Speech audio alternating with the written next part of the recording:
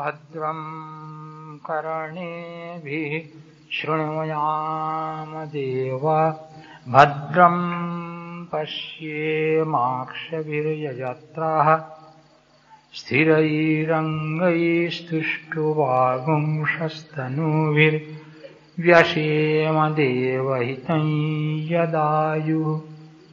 ॐ शान्ति शान्ति शान्तिः। हरिः ॐ तत्सत्।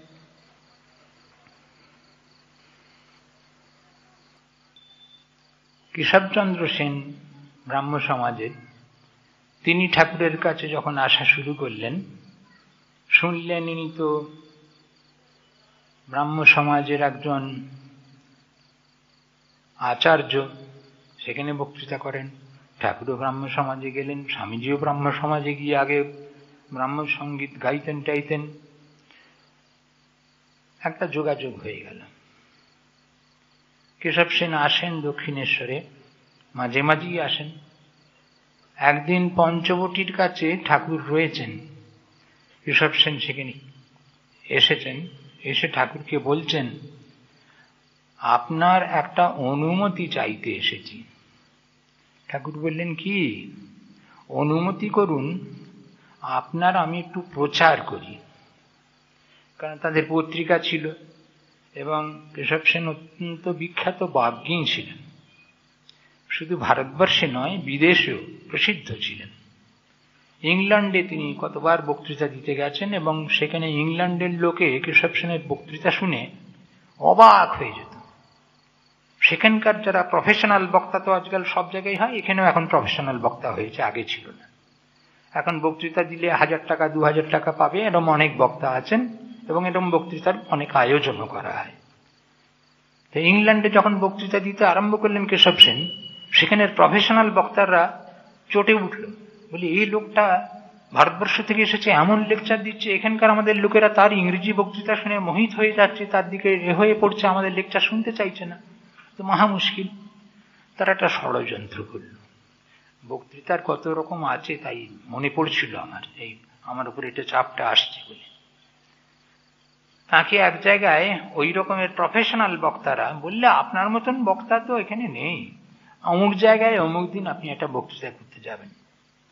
এবং তিনিও এমনি বোধহয় একটুখানি সরল লোক ছিলেন, বুঝতে পারেননি, রাজি হয়েছেন। তারা কি বলতে হবে, কি বিষয়টি, সে কিছু বলেনি, উনিও রাজি হয়েছেন। তার মনের কথা আমি বলতে পারবো না, হয়তো ভেবেছেন বক্তৃতা তো দিচ্ছি, এখানে বলেছি, আচ্ছা যাই। সেখানে গিয়ে সাবজেক্ট বলেনি, কিচ্ছু না। সেখানে অ্যানাউন্স করবার সময় বলে দিল, কেশবচন্দ্র সেন অফ ইন্ডিয়া, একটা রিলিজিয়াস অর্গানাইজেশনের head, he will speak on nothing. The subject was nothing. Keshab Sen তো শুনে, এখন তো সাবজেক্ট ওখানে শুনিনি তো, নাথিং এর উপরে বক্তৃতা। কিন্তু কেশব সেন সত্যি সত্যি অরেটার যাকে বলে, তিনি সঙ্গে সঙ্গে কিন্তু বললেন, দাঁড়িয়ে উঠে, ইংল্যান্ডে বলছেন, বেশিরভাগ কেন প্রায় সবই খ্রিস্টানস তো তারা, বলেন, I am very happy that I have been asked to speak on nothing. I will speak on the Trinity of nothing. Trinity of nothing. Christianity, Trinity. God the Father, God the Son, God the Holy Ghost. একে বলে Christianity Trinity. ওপরে ঈশ্বর আছেন আর ঈশ্বরের সন্তান হচ্ছেন যীশুখ্রিস্ট। আর যীশুখ্রিস্টর শরীর যাবার পরে তিনি আবার তার উত্থান হয়েছিল, হোলি গোস্ট, সেইটা। এই হচ্ছে ট্রিনিটি ক্রিশ্চিয়ানিটির। এরা তো ঘাবড়ে গেল। যারা ষড়যন্ত্র করেছিল তারা বললে, সব ভেঙে মুড়িয়ে পড়ে গেল, কি ব্যাপার, কি ট্রিনিটি বলবেন? তিনি বললেন, I am nothing, I know nothing, I have nothing. তা আমি আপনাদের আন্তরিকভাবে বলছি, আমার নিজের এখন ভেতরের অনুভবটা ঠিক এইটা, I am nothing, I have nothing, I know nothing. কি বলবো বলুন তো? সেই কেশব সেন যখন বললেন, আপনাকে প্রচার করব, অনুমতি দিন, ঠাকুর তার উত্তরে কি বললেন? বহুকাল আগে পড়েছি, আমি খুব বেশি পড়িও নি, আর আমার ভুলে যাই। আমার যতদূর মনে আছে কতগুলো জিনিস আমার মনে থাকে। ঠাকুরকে যখন ওই কথা বললেন, ঠাকুর হেসে বললেন, কেশব কেশব কেশব, 3 বার কেশব বললেন, নাম ধরে রাখলেন। তুমি আমাকে প্রচার করবে, এখানে যে আছে তার উপরে হিমালয়ে পাহাড় চাপা দিলেও চেপে রাখতে পারবে না, সে বেরিয়ে পড়বে, তুমি প্রচার করবে। আমরা অনেক সময় ঠাকুরমা স্বামীজিকেও প্রচার করি বলে মনে করি, মিথ্যা অহংকার। আমরা কি বলে কিসের প্রচার করব, কিভাবে করব? নিজে আচরণ করলে, এই যেমন 2-1টি ছেলে তাদের অভিজ্ঞতা বলতে গিয়ে বলল, আমি নিজে যা শিখলুম সেগুলো চর্চা করার চেষ্টা করব এবং অন্যদের যদি পারি কিছু সেগুলো শেখাবার বলবার চেষ্টা করব, তাহলে কাজ হবে। লাইভস মাস্ট স্পিক, নট ওয়ার্ডস। কথায় কোনো কাজ হয় না, জীবনে কাজ হয়। ঠাকুরের জীবন, মার জীবন, স্বামীজির জীবন আজও জাজ্জল্যমান। এখনো তাদের জীবন কথা বলছে, এখনো তাদের জীবন আরো বেশি বেশি সংখ্যায় মানুষকে প্রভাবিত করছে, তাদের কাছে আকর্ষণ করছে। একজন শিক্ষার্থী যা বলে গেলেন কথাটা অনেকখানি সত্যি। ভারতবর্ষের বোধহয় 1% লোক স্বামীজির কথা ভালো করে জানে কিনা সন্দেহ, খুব ঠিক কথা। আমি নিচে দেখেছি, একবার বোধহয় ইন্দোর টিন্দোর কোথাও থেকে ফিরছি ট্রেনে। আমি ট্রেনে বাসে ট্রামে সাধারণত কথা বলি না, কারণ কথা বলতে গেলে কত দিকে কথা এসে যায়, সেসব কথার মধ্যে এ করা ঠিক নয়। কিন্তু আমার সঙ্গে একজন ছিলেন, আমি একবার বাথরুমে গেছি ট্রেনে, ইতিমধ্যে সেই ভদ্রলোকের সঙ্গে তার কথা হয়েছে, সে অনেক গপ্পসপ্প করেছে, মহামণ্ডল অমুক তুমি, কখনো বলি কোথায় যাচ্ছেন বড় জোর জিজ্ঞেস করলে অমুক জায়গায় যাচ্ছি, কি করতে যাচ্ছেন, হ্যাঁ এই আমাদের এরকম অর্গানাইজেশন, কখনো বলি না। এখন আমি বাথরুম থেকে ফিরে আসতেই সে ভদ্রলোক ওপরের বাড়তে ছিলেন, নেবে, হ্যাঁ নমস্কার আপনার সঙ্গে একটু কথা বলি বলে একটুখানি স্বামীজির কথা ঠাকুরের কথা একটু আরম্ভ করলেন। খানিকক্ষণ বলছি, বোধহয় 2 টায়ার এসি ছিল, একটা পর্দা ঝোলানো আছে, পর্দার আড়াল থেকে এক ভদ্রলোক একটুখানি পর্দাটা সরাতে দেখি গেরুয়া বসন, তিনি হাত জোড় করে বলছেন, আমি একটু আসতে পারি? মুখের দিকে দেখতে বললেন, শুনুন এখানে একটু আধ্যাত্মিক বিষয়ে কথাবার্তা চলছে। তা কি বলবো, একজন সন্ন্যাসীর বেশ দেখছি, আসুন বসুন। বসলেন, বসে একটু আধটু কথা টথা হচ্ছে, হতে হতে তিনি একবারে উত্তেজিত হয়ে পড়লেন। উত্তেজিত হয়ে পড়লেন, স্বামী বিবেকানন্দ, বাপরে কি মানুষ! হ্যাঁ, আর একবার কি হয়েছিল জানেন? কি হয়েছিল, তিনি মানে কিছু বলতে চান আর কি, কারণ যে শ্রোতা হওয়ার মতো নামনার জিনিস নেই। এই কদিন আমি শ্রোতা হয়ে এখানে বসেছিলাম, কি আনন্দ পেয়েছি কি বলবো। প্রথম দিন থেকে যে কটি আলোচনা হয়েছে সব সময় হয় না, কিন্তু আমাদের ক্যাম্প তো বছরে 30, 40, 50টা ক্যাম্প হয়। অল ইন্ডিয়া ক্যাম্পে 1000-এর উপর শিক্ষার্থী থাকে, যেখানে ডাক্তার, ইঞ্জিনিয়ার, উকিল, প্রফেসর, টিচার, চাকরি, ব্যবসায়ী, চাষা মাঠের, শ্রমিক কারখানার, বেকার যুবক থেকে আরম্ভ করে বিভিন্ন স্ট্রিমের ছাত্র সব রকম থাকে। এখন 1000-এর উপর হয়, 1000, 1100, 1200, 1300 ভারতবর্ষের বিভিন্ন প্রান্ত থেকে। কিন্তু সব আলোচনা কখনোই সমান মানের হয় না, সম্ভব নয়। এবারে কিন্তু আমি এখানে শ্রোতা হয়ে বসতে পেরে বড় আনন্দ হয়েছে। প্রথম দিন থেকে কি অপূর্ব আলোচনা হয়েছে, এ বড় একটা দেখা যায় না। এখন সেটা শোনার যে আনন্দ, বলায় সে আনন্দ কোথায় নেই। কারণ বললে আমি খুব ভালো করে বুঝি, এখনো বুঝে বলছি, আমরা লোকের মনোরঞ্জন করবার চেষ্টা করি, কি বললে ভালো হয়, কোনটা বললে ভালো হয়, কি ভাষায় বললে ভালো হয়, কেমন লোকের দৃষ্টি আকর্ষণ করতে পারি, এই দিকে মন যায়, কোনো ফল নেই। ওই রকম বাগ্মী কেশবচন্দ্র সেন একবার দক্ষিণেশ্বরে ঠিক হলো, তিনি ভক্তদের ধর্ম কথা শোনাবেন এবং অনুরোধ করলেন ঠাকুরকে সকলে, আপনি একটু যাবেন, কেশববাবু ধর্ম বিষয়ে বক্তৃতা করবেন। ঠাকুর গিয়ে বসেছিলেন, একটুখানি পরে উঠে এলেন। কি ব্যাপার বললে, কি হচ্ছে কি হচ্ছে, এই কলকাতার লোকগুলোর খালি লেকচার দিয়ে দিয়ে লোককে বুঝিয়ে দেওয়া। ঠাকুর এই বক্তৃতা লেকচার এই শুনে শুনে শুনে শুনে আমার এইগুলো ভেতরে চর্চা হয়, স্মরণ হয়। সত্যি সত্যি লেকচার দিয়ে সব বুঝিয়ে দিচ্ছে, কিচ্ছু হয় না লেকচার দিয়ে। জীবন তৈরি করতে পারলে, জীবনে জীবন যোগ করা, না হলে ব্যর্থ হয় গানের পশুরা। নিজের জীবন সেরকম হলে জীবনের স্পর্শ একেবারে স্পর্শ করতে হয় না, দূর থেকেই হয়, তখন জীবন জেগে ওঠে। অনেক কথা মনে থাকে না, ভুলে যেতে হয়। তখন তাৎক্ষণিক একটি সুন্দর বক্তৃতা শুনবার একটা আনন্দ আছে, মজা আছে, বলতে পারি বাহ বেশ বক্তৃতা হলো, কিন্তু কাজ হবে না। ওই কেশব সেন যিনি ইংল্যান্ডে ওই কাণ্ড করে এলেন, তার বক্তৃতা ঠাকুর শুনতে পারলেন না। আমরা কি বক্তৃতা দেবো, বক্তৃতা কি দেবো? আমরা মহামণ্ডল বলছি, তবু এই শিক্ষার্থী যারা এসেছেন তারা যা বললেন কয়েকজন শুনে ভালো লাগে, এই জন্যে যে স্বামীজি যা বলেছিলেন কথাগুলো ঠিক, এইগুলো শেখানো দরকার সকলকে। এবং তারা যে এটা যে কাজ হচ্ছে আজকের এই পরিবেশে, যে ভারতবর্ষের বা পশ্চিমবঙ্গের যে এখন আবহাওয়া, সেই আবহাওয়ারই তো মধ্যে এরাও রয়েছেন। কিন্তু এরা এই কদিন এসে, 3 দিন 4 দিন এসে এর যেটা যেভাবে নিচ্ছেন সেটাকে কত উৎসাহ হয়, কত আনন্দ হয়, কত সত্য বলে জিনিসগুলো মনে হয়।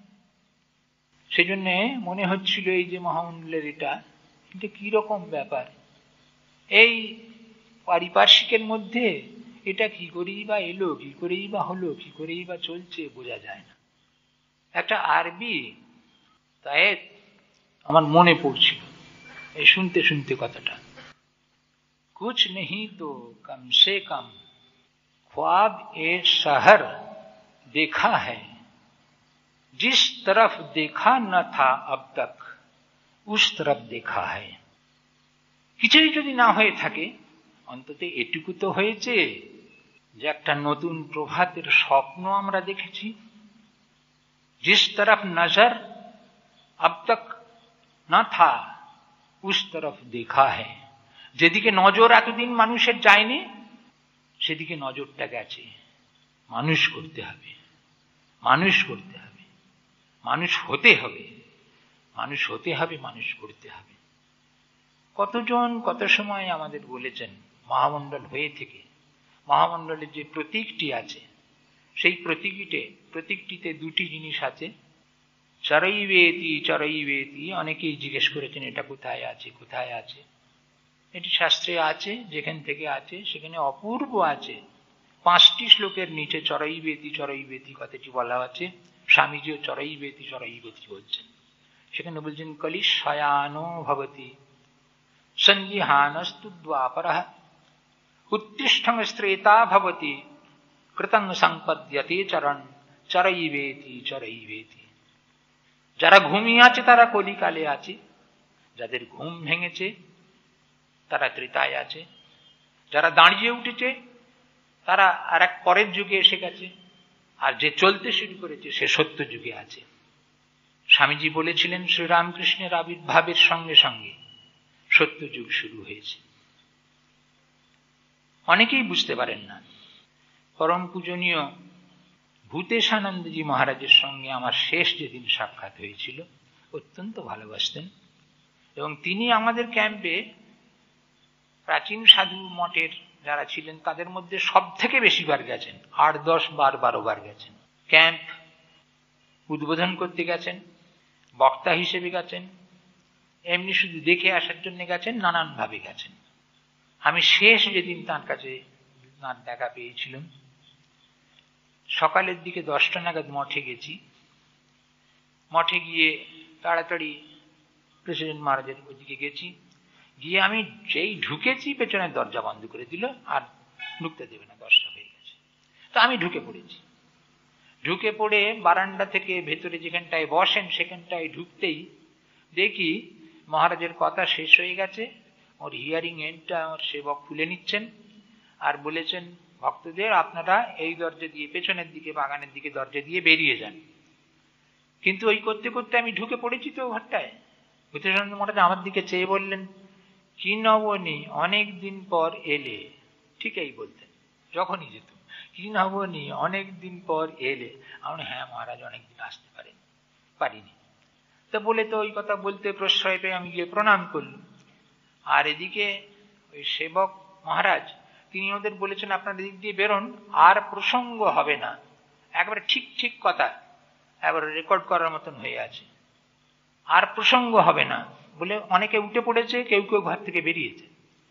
তখন মহারাজ আমি যেই প্রণাম করেছি তখন আবার ভক্তদের দিকে চাইলেন, চেয়ে কি যেন বলতে যাচ্ছেন, সব ভক্তরা বসে পড়ল। বসে পড়ে বলছেন যে স্বামী বিবেকানন্দ বলেছিলেন শ্রীরামকৃষ্ণের আবির্ভাবের সঙ্গে সঙ্গে সত্যযুগ আরম্ভ হয়েছে, কিন্তু কই বাপু, কোথায়?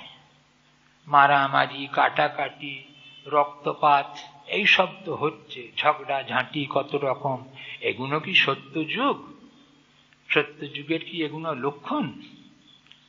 আর আমি এই বক্তৃতা এই জন্য বলছি বড় খারাপ জিনিস। এই বকে বকে বকে বকে এমন হয়েছে, ভূতেশানন্দ মহারাজ ভক্তদের বলছেন এই কথা, উনি বলতে আমি তার মাঝখানে বললুম মহারাজ এই যে গঙ্গা বয়ে যাচ্ছে এতে জোয়ার ভাঁটা দুটো তো খেলে, সব নদীতে খেলে না, সমুদ্রের কাছাকাছি হলে খেলে। যখন ভাঁটা শেষ হয়ে জোয়ার আসে তখন কিন্তু জোয়ার আসে নিচে দিয়ে জলের, যখন জোয়ারটা আসছে গঙ্গায় তখন নিচে দিয়ে তলা দিয়ে, আর তখনও কিন্তু ওপরটা দেখলে মনে হয় নিচের দিকে চলে যাচ্ছে ভাঁটা। এই যে সমস্ত অধঃপাতের দিকে যাচ্ছে বলে আমরা দেখছি, এটা হচ্ছে গঙ্গার ভাঁটার শেষ অবস্থাটা, কিন্তু জোয়ারের জল তলা দিয়ে আসছে। ভূতেশানন্দ মহারাজের কথার মাঝখানে আমি বলে ফেলেছি, এই বক্তৃতা এই জন্য করা উচিত নয়। বকতে বকতে বকতে বকতে এমন হয়ে যায় যে স্থানকাল পাত্র জ্ঞান থাকে না, বকেই চলেছে বকেই চলেছে। কিন্তু অন্য কারোর কাছে হলে কি হতো জানি না, অত্যন্ত মহারাজকে আপনাদের অনেকেই নিশ্চয়ই জানেন, এত ভালোবাসতে পারেন মানুষকে।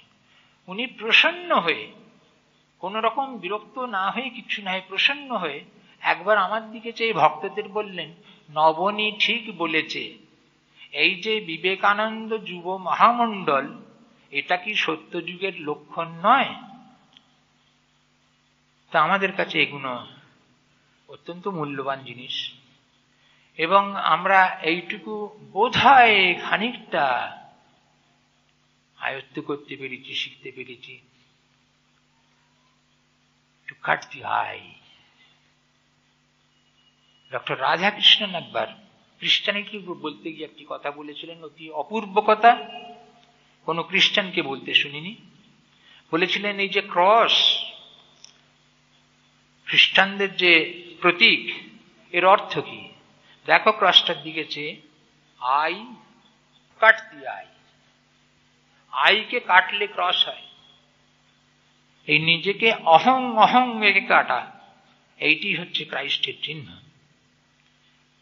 তা স্বামীজির কাছে ঠাকুরের আশীর্বাদে, মার কৃপায়, আর অনেকে মাঝে মাঝে বলতো, এই কয়েক বছর সেটা উঠেছিল রবটা, মাঝে মাঝে ছেলেদের মধ্যে কেউ বলতো যে আমাদের আধ্যাত্মিক জীবনের কি হবে, সেটার বিষয়ে কিছু করতে হবে না।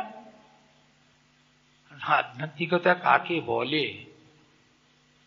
আধ্যাত্মিকতা মানে কি ওই শুধু কতগুলো অনুষ্ঠানের পুনরাবৃত্তি এবং তাতেও মন না দিয়ে অমনোযোগী হয়ে, তাকে কি আধ্যাত্মিকতা বলে? এই কাজ করতে গেলে নিজেকে কাটতে হবে, অহংভাবকে কাটতে হবে। এবং সেই জন্যে অন্তত আমি এখন আর এই বক্তৃতাটা একেবারে পছন্দ করি না। ঠাকুরমা স্বামীজি যা দিয়ে গেছেন সেইগুলো পুনরাবৃত্তি করা। এই কালকেই মহারাজের কাছে এসেছিলেন এক ভদ্রলোক, আপনি বললেন কথা কইতে, তিনি কালকে এসেছিলেন সন্ধ্যেবেলা, তার সঙ্গে কথা বললুম যে আমাদের একটুখানি ঠাকুরমার কাছাকাছি আরেকটু যাওয়া উচিত, ঠাকুরমার কথা আরেকটু শোনা উচিত, দিনে অন্তত দুবার ঠাকুরমা স্বামীজির একটু চিন্তা করা, তাঁদের জীবন বাণী একটুখানি অন্তত পড়া। যদি কেউ রোজ করেন তাহলে তাদের আধ্যাত্মিক উন্নতি হবে না। এ হতে পারে না। আমরা চাই না বলে হয় না। আমরা ঠাকুরমা স্বামীজি ততটুকু জানতে ইচ্ছুক যাতে একটা ঠাকুরমা স্বামীজির উপরে লেকচার দিয়ে আসা যায়, কি লোকে কথা বললে এই ঠাকুরমা স্বামীজির সম্বন্ধে অনেক জানি, এতে কিছু হবে না। তাদের কোনো ভাব, একটা দুটো ভাব কি আমাদের অন্তরে নিয়েছি? কয়েক বছর আগে কলকাতায় যাদবপুর ইউনিভার্সিটিতে একটা সিম্পোজিয়াম হল।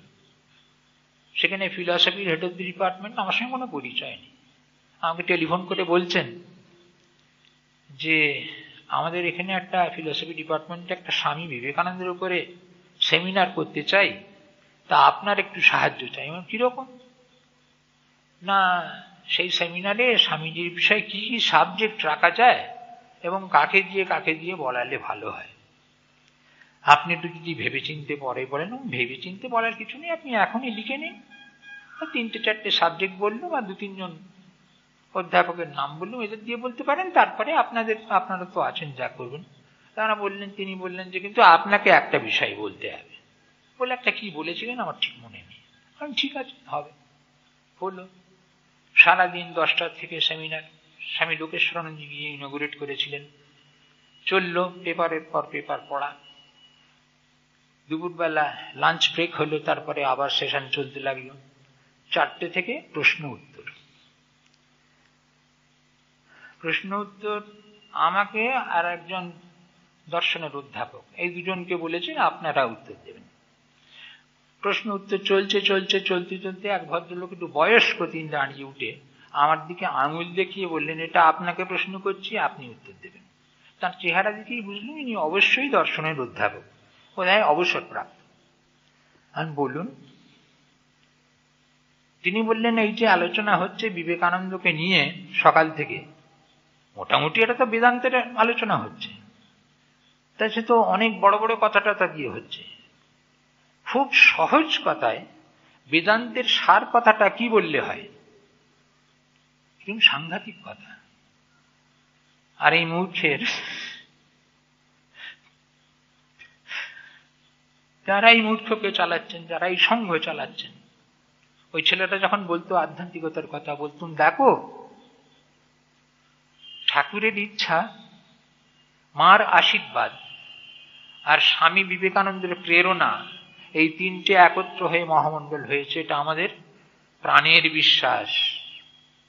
এখানেও হচ্ছিল কথা, মহামণ্ডল কবে প্রতিষ্ঠা, কে প্রতিষ্ঠা করল? মহামণ্ডলের প্রতিষ্ঠা অনুষ্ঠানটা হয়েছিল কলকাতায় অদ্বৈত আশ্রমে। তখন মহামণ্ডল কিছুই ছিল না, সেখানে মিটিং হতো, সেখানের অফিসে সাধুরে উঠে গেলে কাজ চলত দীর্ঘকাল, তারপরে অন্য জায়গায় মহামণ্ডলের অফিস গেছে। তো যেদিন ফরমেশন হলো মহামণ্ডল, সেদিন মনে আছে ওখানকার যে বক্তৃতার ঘর একটি, খুব বড় নয়, ছোট, সেখানে একটি প্রকাণ্ড স্বামীজির অয়েল পেন্টিং আছে। এমনি সব হয়ে যাবার পরে স্বামীজির ওটার দিকে চেয়ে এই মূর্খের মনে হয়েছিল স্বামী যেন কত আনন্দিত, মুখখানি যেন হাসি হাসি। তাই সেইখানে তো ওই প্রশ্ন যখন করলেন, তখন এই মূর্খের মুখ দিয়ে মা বার করিয়ে দিলেন। বেদান্তের সার কথাটা সরল ভাষায় যদি কোনো অশিক্ষিত গ্রাম্য মহিলার ভাষায় বলা যায়, সেটা কি এই বিদ্বৎ সমাজ শুনতে রাজি আছেন? ঠিক এইভাবে কোনো অশিক্ষিত গ্রাম্য মহিলার ভাষায় যদি বেদান্তের সার কথা বলা যায়, সেটা কি আপনারা শুনতে প্রস্তুত আছেন এই বিদ্বৎ সমাজ?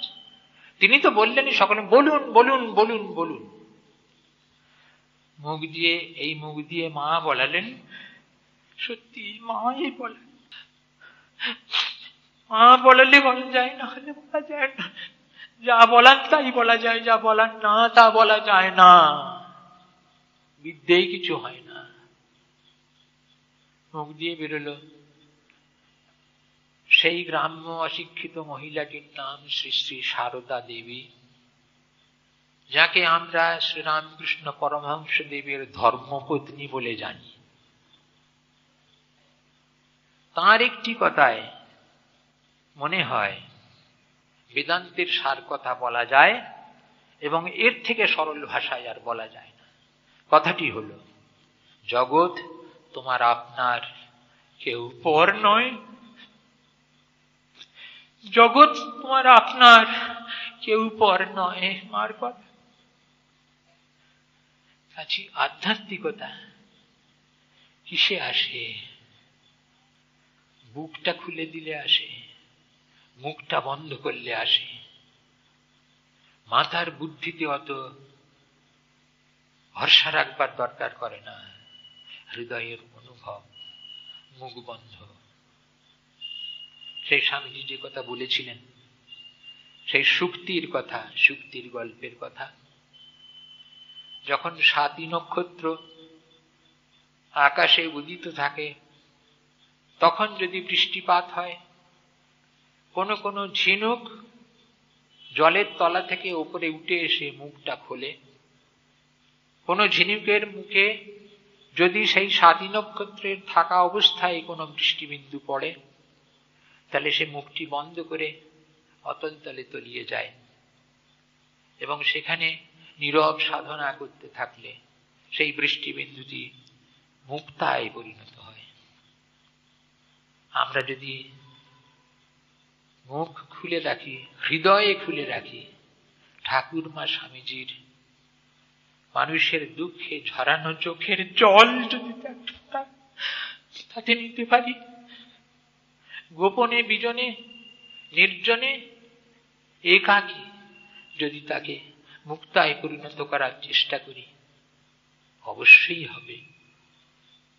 এ মূর্খের মনে হয় বেশি সাধনার দরকার নেই, এটাই বোধহয় যথেষ্ট। জয় মা, জয় মা, জয় ঠাকুর, জয় ঠাকুর, জয় স্বামী।